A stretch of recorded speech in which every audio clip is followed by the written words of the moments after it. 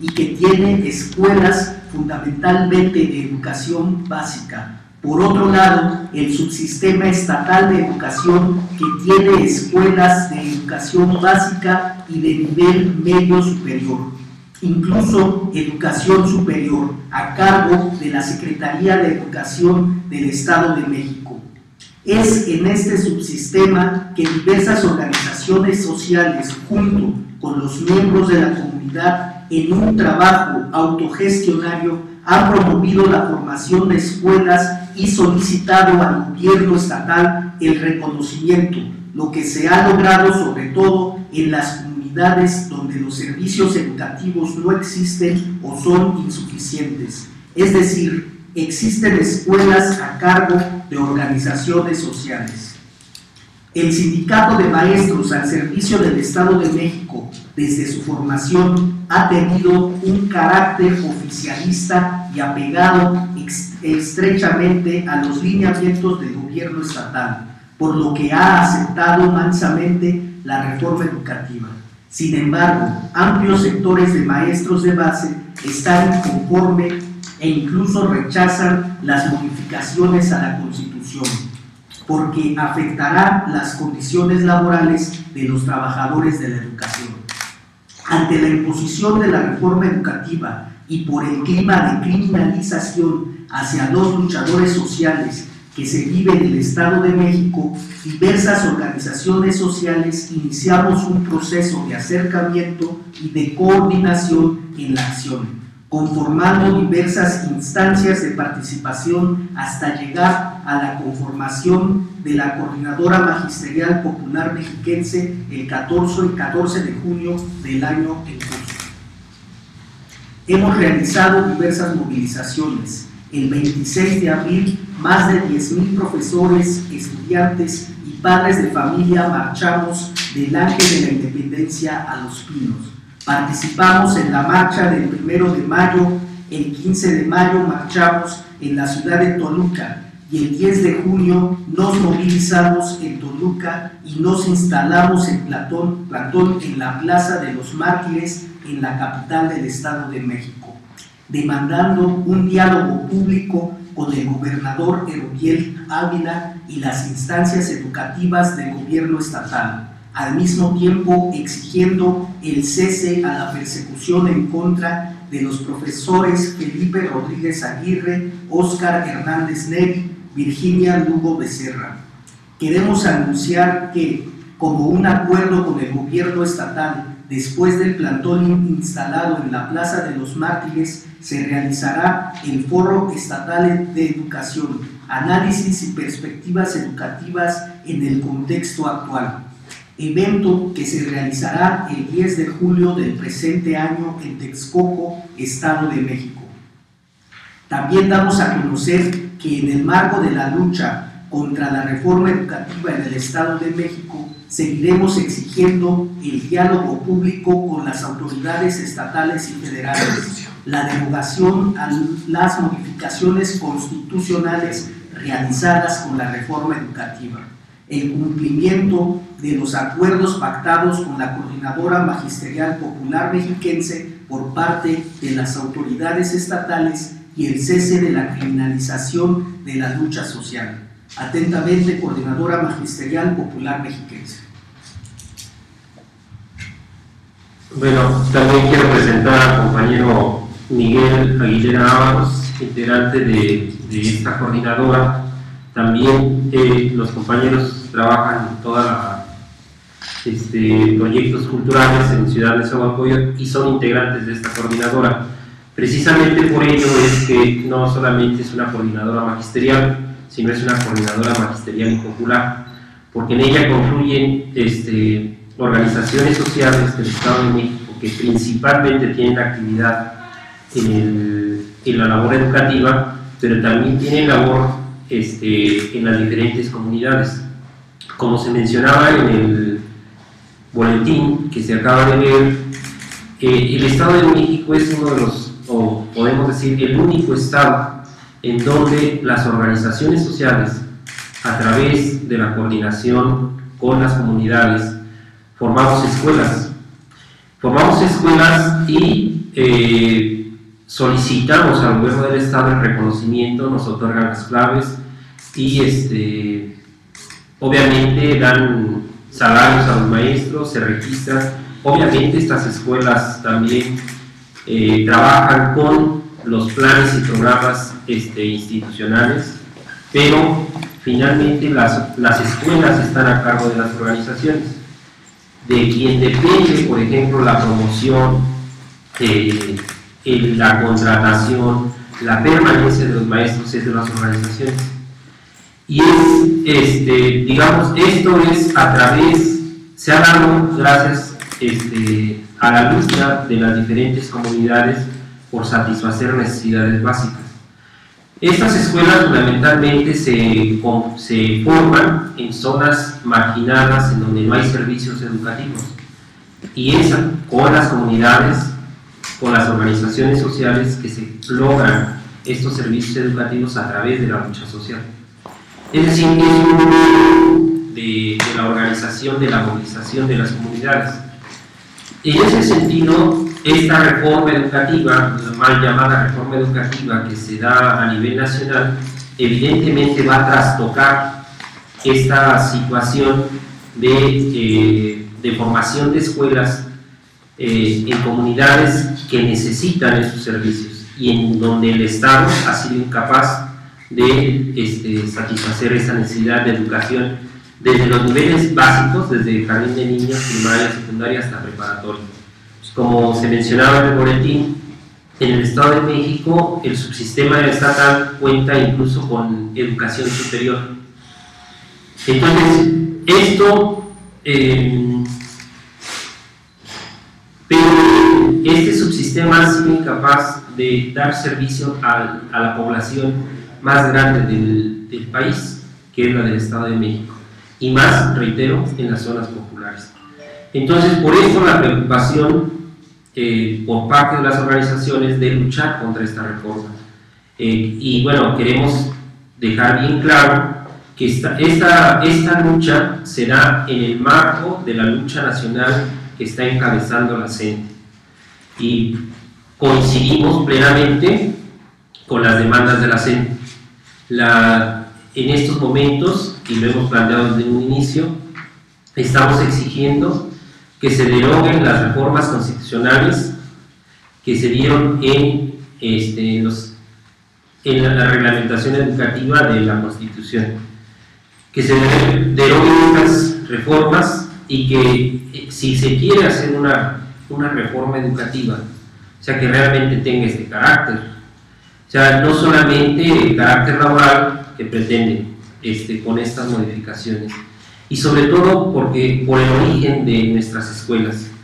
Comentábamos que donde tenemos nosotros escuelas como organizaciones son las zonas más marginadas del Estado de México, y ahí ¿cómo es posible que quieran evaluar la educación a partir solamente de evaluar a los maestros?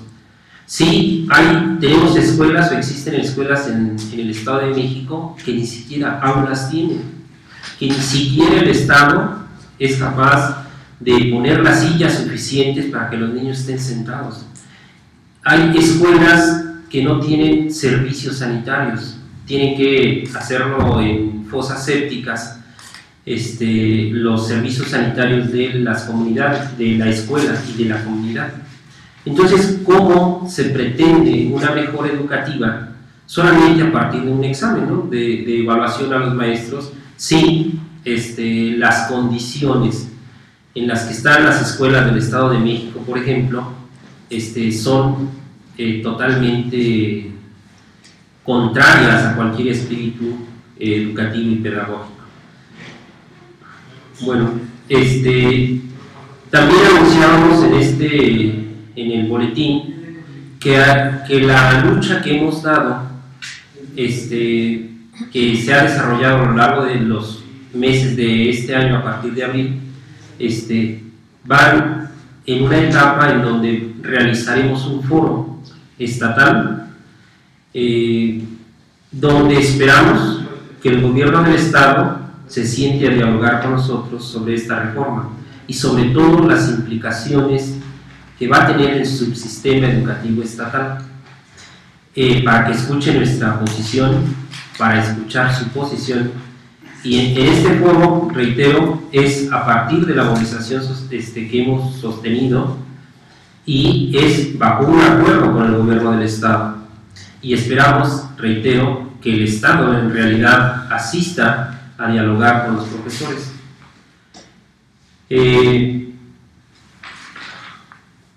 Este foro se va a llevar a cabo el 10 de julio, la próxima semana, y bueno, vamos a permitirnos leer la convocatoria. La leerá la compañera Patricia. Con el propósito de analizar el estado actual del sistema educativo mexicano en el marco de la reforma educativa, en un espacio de reflexión y diálogo incluyente los actores del proceso educativo de nuestro estado. La Coordinadora Magisterial Popular Mexiquense convoca al foro Análisis y Perspectivas Educativas en el Contexto Actual, a realizarse el día 10 de julio del presente año en el Centro Cultural Mexiquense Bicentenario, ubicada en el kilómetro 33,5 de la carretera México-Texcoco, municipio de Texcoco, Estado de México, de 9 de la mañana a 18 horas. La participación se llevará a cabo bajo las siguientes mesas temáticas. Número 1, las implicaciones de la reforma educativa. 2, la profesionalización docente. 3, los retos de la escuela pública. Y 4, la participación social organizada de la educación. La agenda se llevará a cabo de 9 de la mañana a 10, el registro, de 10 a 10:30, inauguración y lectura de pronunciamiento de la CMPM, de 10:30 a 12, conferencias magisteriales. Ponentes: Luis Hernández Navarra, José Enrique González Ruiz, Alberto Hija y representantes de la CENTE, sección 22 y 9. De 12 a 15 horas, instalación y desarrollo de mesas. De 15 a 16 horas, receso para comida. De 16 a 17:40, plenaria y conclusiones.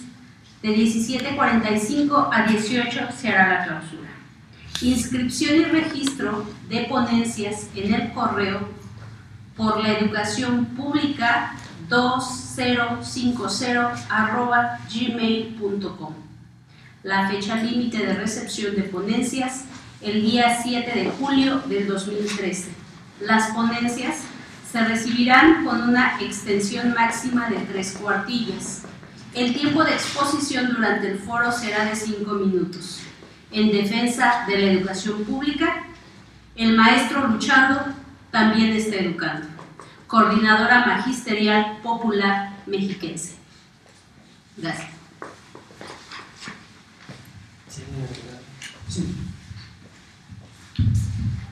Sí, solo algunos datos que faltaron. En este foro esperamos alrededor de 750,000 maestros, y pues la esencia de la transformación educativa, recuperación de la educación pública en México, obviamente pasa por la participación de maestros, padres de familia y comunidades. Lo que tenemos enfrente con Peña Nieto es una reforma principalmente administrativa y laboral, que está en aparejamiento con la reforma laboral que se impuso al pueblo de México al final del sexenio de Felipe Calderón. Entonces ahí es donde estamos insistiendo la mayor parte de maestros del pueblo de México, algunos movilizados, otros en espera de que lleguemos a una consulta nacional para pedir la derogación de esta reforma más administrativa y laboral que educativa. Y en el compromiso de todas las organizaciones populares y educativas del Estado de México es el de verdaderamente recuperar la educación pública en nuestro país y recuperar su futuro y rumbo a una transformación educativa como ha postulado el Movimiento 132, en búsqueda de establecer un nuevo modelo educativo. Esperamos que todo este proceso participativo llegue a recuperar, digamos, el alma y el espíritu del pueblo en su transformación social, que es un puntal básico de la educación, sobre todo en una situación de un proceso de descomposición social local, nacional y mundial que estamos viviendo en los últimos tiempos de esta oleada neoliberal que estamos enfrentando como pueblo. Hacia ese rumbo vamos, junto con la CNT y con todas las iniciativas democráticas de nuestro país. Sí, yo tengo un par de preguntas. Sí. Si me lo permite. Claro que sí. Primero, hablan de que se trata de diversas organizaciones sociales gestoras. ¿Cuáles son? Pues hay diversas, podemos mencionar algunas. En esta coordinadora estamos agrupados alrededor de 16, 17 organizaciones. Además, esto ha sido un proceso. En primera instancia se forma el Frente de Organizaciones en Defensa de la Educación Pública, integrado por organizaciones sociales que tienen trabajo en educación, O sea, por ejemplo la CEDEM, por ejemplo la UPTN, el sector educativo independiente, FEDEP 25, la UPRES también se integró. es básicamente la mayoría, ¿no es cierto? ¿Vale? Es la mayoría, ¿no es cierto? De los afiliados, la UPRES. No, es...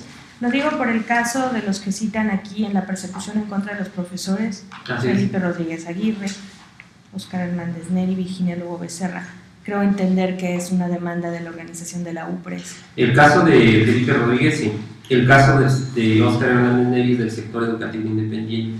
El caso de la compañera Virginia Lugo es de Plenum 21, que es otra de las organizaciones. Cuando dice, perdón, organizaciones gestoras, para entender bien, ¿se trata de aquellas que llegan a urbanizar predios?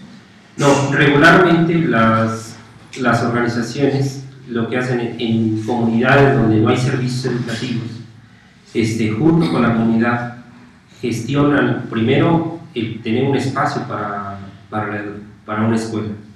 Después se gestionan que se forma una escuela a través de la solicitud al gobierno del Estado, a la Secretaría de Educación, también a través de solicitar la construcción a las diferentes instancias de gobierno. ¿Se trata de predios que están regularizados o todavía en litigio, donde están estas nuevas colonias o comunidades donde van a instalar las escuelas? Bien, este trabajo organizativo que se tiene alrededor de 30 años en el Estado de México.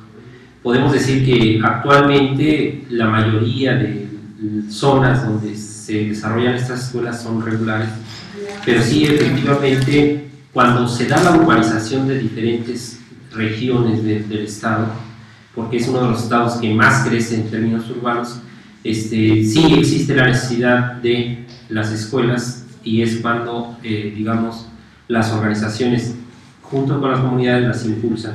Y muchas de las ocasiones, en las primeras etapas, pues sí, efectivamente son terrenos que no están destinados a desarrollo urbano, pero que finalmente ya están poblados por la gente. Eso, mi pregunta iba porque no entiendo cuál es el motivo por el cual la autoridad del Estado de México no está dando el reconocimiento oficial a esas escuelas. La mayoría de las escuelas de estas organizaciones están reconocidas oficialmente. Entonces pertenecen al subsistema básica del Estado. Así es. Sí, yo mencionaba hace un momento que todas estas escuelas, a través de la gestión de las comunidades y organizaciones, logran el reconocimiento, es decir, el otorgamiento de la CCT, que es la clave del centro de trabajo, también los salarios para los maestros, el reconocimiento de los estudios de los niños o jóvenes. O sea, los maestros ya tienen la plaza. Así es. Estatal. Sí. ¿Alguna otra pregunta? ¿Hay más movilizaciones? Perdón, antes de la agenda, si me permite, en estas precisiones, ustedes comentan que se suman a las acciones de la coordinadora, pero la coordinadora ha tenido una fuerte resistencia a la reforma educativa. Si finalmente muchos de ustedes forman parte también de la misma agrupación, ¿qué es lo que pasa? ¿De la Coordinadora Nacional de Trabajadores de la Educación? Sí. No podemos formar parte de la coordinadora porque somos de un subsistema diferente. La CENTE está en escuelas federales donde, digamos, quien agrupa a los trabajadores es el Sindicato Nacional de Trabajadores de la Educación. Que es de alguna manera el que integra bajo su organización. ¿En nosotros? Sí, es decir, no. Nosotros somos, hay parte... ¿No forma parte del sindicato? Sí, pero es un sindicato diferente al CENTE. En el La caso del Estado de México es el CENTE. ¿Están afiliados al CENTE? No, al CENTE. al CENTE. Y bueno, ¿qué es el yo hace... Es que no sabe, la verdad es que son asuntos muy locales. ¿Se puede decir lo que es el CENTE? Sí, es el sindicato de trabajar de maestros al servicio del Estado de México. ¿Y por qué buscan este reconocimiento si aquí a nivel federal no se reconoce la coordinadora? ¿Por qué los deberían de reconocer a ustedes a nivel estatal del gobierno?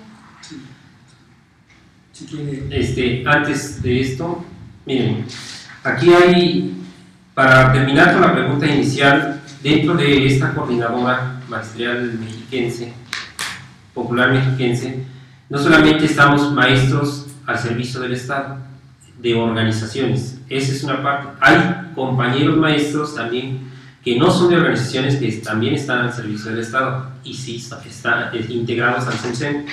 Por ejemplo, está una agrupación que se llama Resistencia Magisterial Mexiquense y Movimiento Democrático Mexiquense. Todos estos, digamos, parte de la disidencia del CENSEM. También en la coordinadora están integrantes de la sección 17, agrupados en la CENTE, y de la sección 36 también agrupados en la CENTE. Entonces, por eso nosotros somos maestros estatales y hay maestros federales. Por eso, como coordinadora magisterial popular mexiquense, no podemos ser parte integrante de la CENTE porque pertenecemos a un subsistema diferente. Entonces, ¿cuánto es el número de maestros?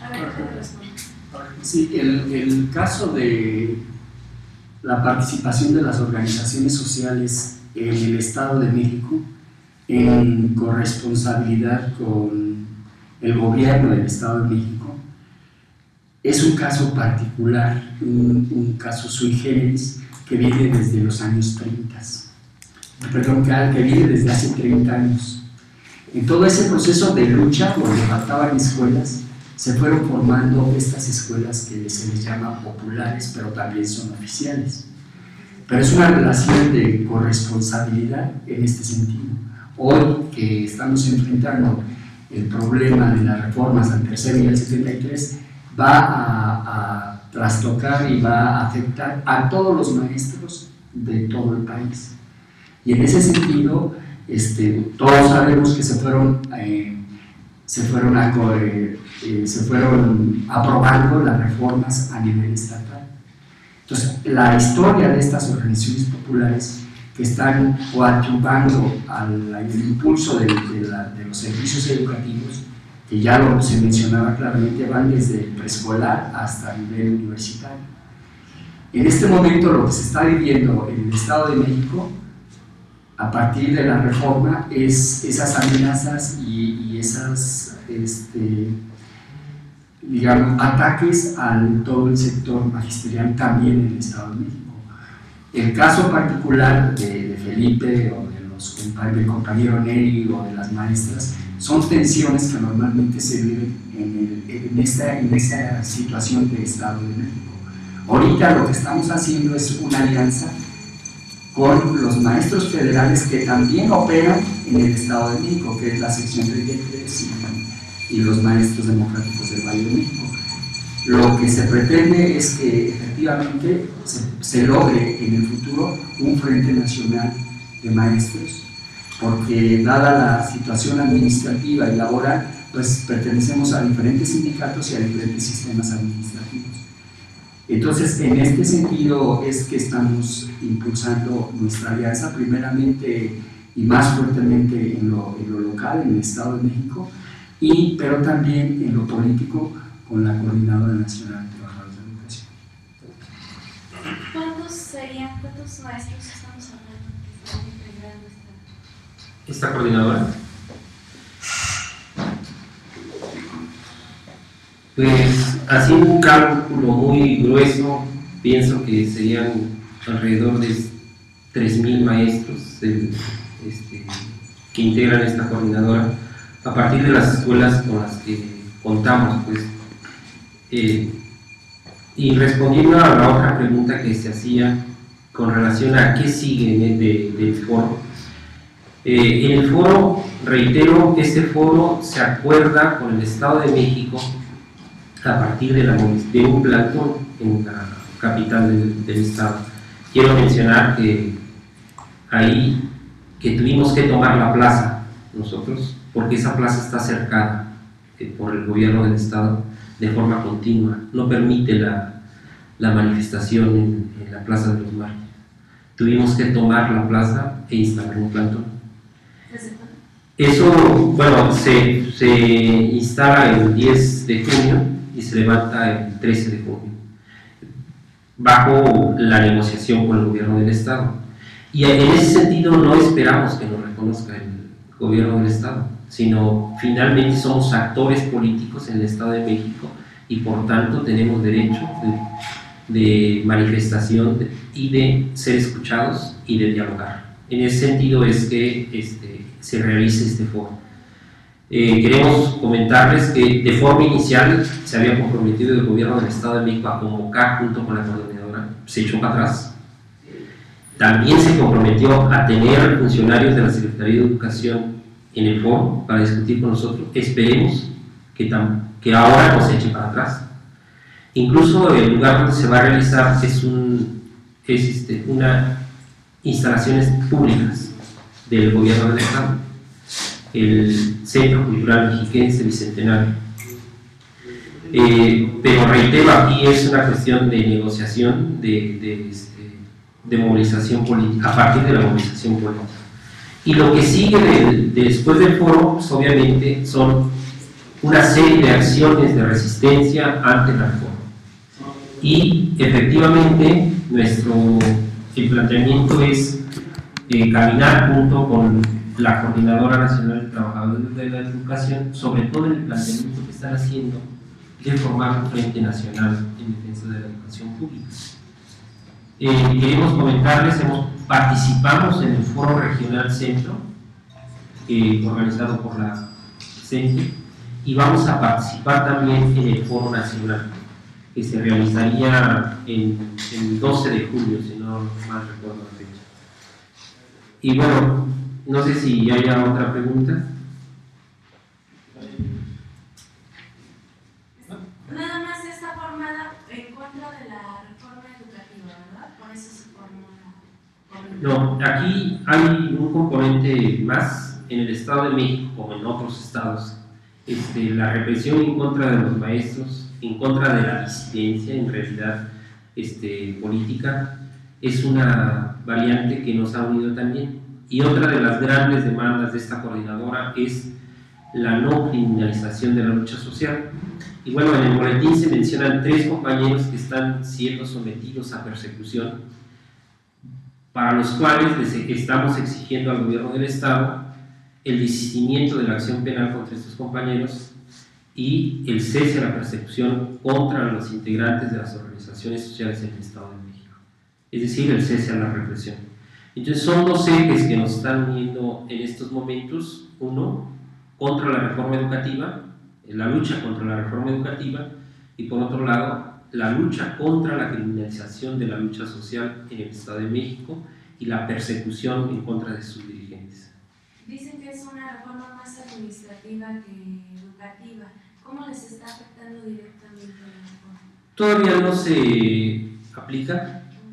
En el caso del Estado de México, bueno, primero faltan las leyes secundarias para el nivel federal, Después, para el subsistema educativo estatal, hará falta que haya una reforma a la Ley de Educación Estatal para adecuarla a las reformas constitucionales. Eso todavía no ocurre. ¿Cuál es su mayor temor a partir de la reforma? Sí. Mira, el mayor temor de la reforma es que es una reforma que conlleva a la privatización de la educación en general. Nosotros lo vemos como un primer paso, un primer acercamiento hacia la privatización. ¿Por qué creemos que tiende hacia la privatización? La reforma educativa constitucional que se aprobó tiende hacia el control de los profesores, el control directo, para después avanzar hacia la privatización educativa. Entonces, en ese sentido es que todas las organizaciones, tanto magisteriales como populares, se organizan para poner un frente a eso. También otro de los grandes temores es la simulación del gobierno, ¿no? O sea, dice que con esta reforma va a elevar la calidad educativa. Nosotros decimos no es cierto.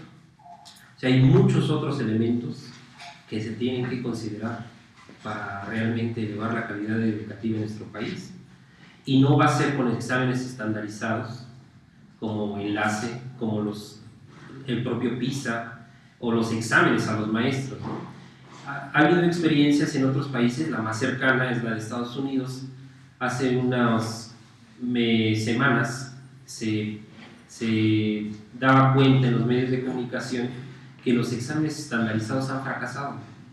Y han fracasado en los países que tienen más recursos en educación, ¿no? Como en Estados Unidos. O sea, ¿qué va a suceder en nuestro país? En donde hay escuelas que tienen más o menos todos los servicios, pero la mayor parte de escuelas les hace falta infraestructura. Por ejemplo, en el Estado de México, los trabajadores no docentes tienen que ser pagados con las cooperaciones de los papás. En el Estado de México no se paga secretarias, no se paga conserjes, no se paga veladores. Y pregunto yo, ¿son servicios necesarios para la escuela? Claro que sí. No se paga intendencia por parte del gobierno del Estado. Eso lo tienen que asumir las escuelas. ¿Y cómo lo asumen? En base a las cooperaciones de los padres de familia. Entonces, ¿cómo querer elevar la calidad educativa si, por ejemplo, no hay recursos para trabajadores no docentes en el Estado de México? Si, por ejemplo, hay escuelas que no tienen sanitarios, y en serio, les invitamos a visitar las escuelas del Estado de México. Y si han salido reportes de escuelas en provincia, lejos ya del centro del país, con grandes deficiencias, en el Estado de México están igual o peor, muchas. Donde el gobierno del Estado no ha querido invertir recursos para mejorar las condiciones materiales de las escuelas. Mencionan 17 organizaciones sociales, aparte de las que ya nos dijiste, ¿cuáles otras más están integradas con ustedes? Sí, si quieres, vamos nombrándolas por sus iniciales, entendiendo de que cada organización tiene varias escuelas a su vez. O sea, el nombre de las escuelas son muchas, cada una de estas organizaciones. Codo 4, CEDEL, CEI, UPTN, UPIC, Plenium 21, UPRES Línea de Masas, FPR, FEPR, FEPR, FELEP, MEC, FEDEF 25, Colectivo José Manuel Morelos y Pavón, Secos Asamblea Mesa 132, y maestros de la sección 36 del Valle de México, de la CINTE. De la 17. De la 17 también. Nada más para que me quede un poquito más claro, ¿cuáles son las demandas específicas que le están exigiendo al gobernador o a la federación? Y además, ustedes hablan de esta persecución a compañeros suyos, ¿por qué los están persiguiendo? ¿Cuáles son los delitos de los que son acusados? Fundamentalmente se les han construido delitos. En el caso de Felipe Rodríguez, por ejemplo, es ataques a las vías de comunicación por realizar una movilización en Toluca. En el caso del profesor Óscar Hernández Neri, se le acusa de asesinato a través de la construcción de un delito. Y en el caso de la compañera Virginia Lugo, la acusan de despojo. Obviamente estos son delitos construidos por la Procuraduría del Estado de México y el Gobierno del Estado, sobre todo para golpear a las organizaciones sociales. ¿Y las demandas? Las demandas. En el caso de la reforma educativa, en términos de la Federación, es la derogación a las reformas constitucionales que se hicieron al artículo 3º y 73 constitucional. Una consulta nacional para realmente hacer una reforma educativa. A nivel estatal, obviamente es también el diálogo y consulta a los actores educativos en el Estado de México para poder hacer las modificaciones al sistema educativo estatal y la no criminalización de la lucha social en el Estado de México.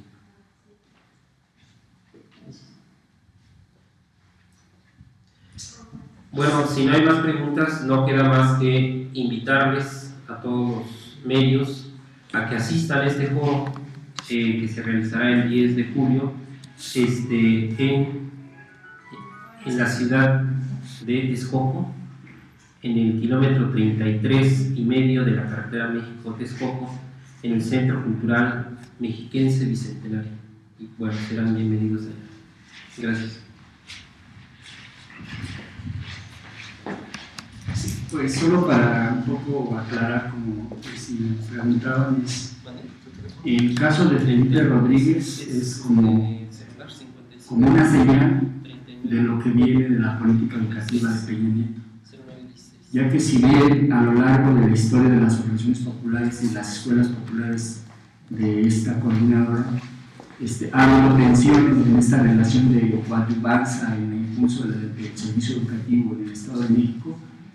Si bien ha habido tensiones, esta tensión como la que se sufrió en la detención y encarcelamiento y luego procesamiento de Felipe Rodríguez, es una señal para nosotros de que la relación de coadyuvanza se está tensando.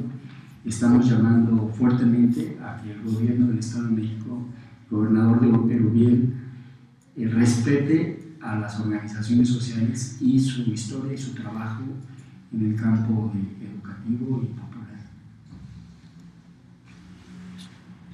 Muchas gracias.